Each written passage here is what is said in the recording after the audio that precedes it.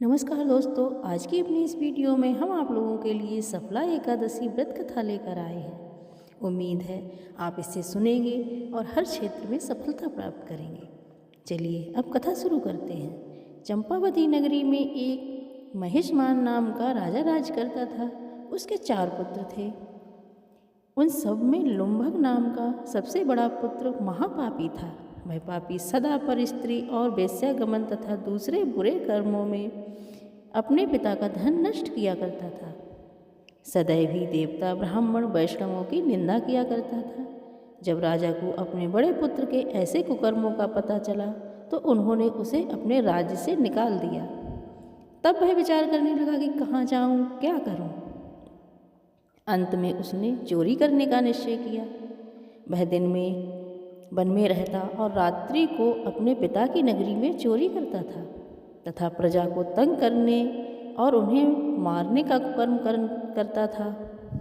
कुछ समय पश्चात सारी नगरी भयभीत हो गई।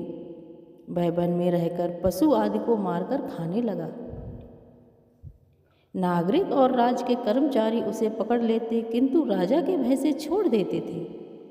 वन में एक अति प्राचीन विशाल पीपल का वृक्ष था। लोग उसकी भगवान के समान पूजा करते थे। उसी वृक्ष के नीचे वह महापापी लुम्भक रहा करता था। इस वन को लोग देवताओं का क्रीड़ा स्थल मानते थे। कुछ समय पश्चात पौष कृष्ण पक्ष की 10वीं के दिन वह वस्त्रहीन होने के कारण शीत के चलते सारी रात्रि सो नहीं सका। उसके हाथ पैर अकड़ गए। सूर्योदय होते होते वह मूर्छित हो गया। दूसरे दिन एकादशी को मध्याह्न के समय सूर्य की गर्मी पाकर उसकी मूर्छा दूर हुई। गिरता पड़ता वह भोजन की तलाश में निकला। पशुओं को मारने में वह अब समर्थ नहीं था तथा पेड़ों के नीचे गिरे हुए फल उठाकर वापस उसी पीपल वृक्ष के नीचे आ गया। उस समय तक भगवान सूर्य अस्त हो चुके थे। वृक्ष के नीचे फल खाकर कहने लगा, हे भगवान, अब आपके ही अर्पण है ये फल, आप ही तृप्त हो जाइए। उस रात्रि को दुख के कारण पूरी रात्रि को भी उसे नींद नहीं आई। उसके इस उपवास के और जागरण से भगवान विष्णु अत्यंत प्रसन्न हो गए और उसके सारे पाप नष्ट हो गए। दूसरे दिन प्रातः एक अति सुंदर घोड़ा अनेक सुंदर वस्तुओं से लदा हुआ उसके सामने आकर खड़ा हो गया।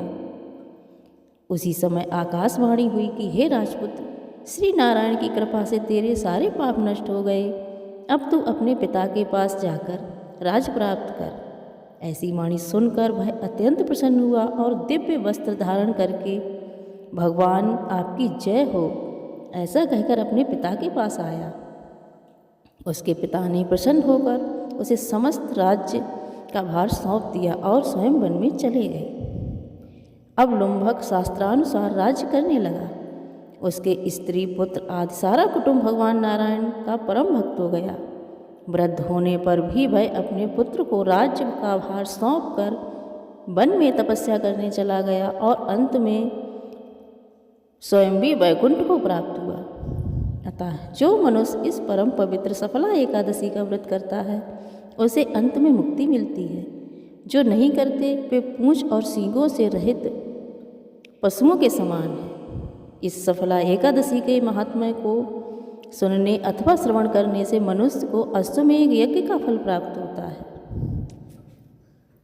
हे श्री भगवान नारायण, जिस प्रकार आपने राजा के बेटे के सभी कष्टों को दूर किया, उसी प्रकार इस कथा को सुनने अथवा हुंकारा भरने वाले सभी लोगों को किसी भी प्रकार के कष्ट से दूर रखना और हर क्षेत्र में सफलता देना।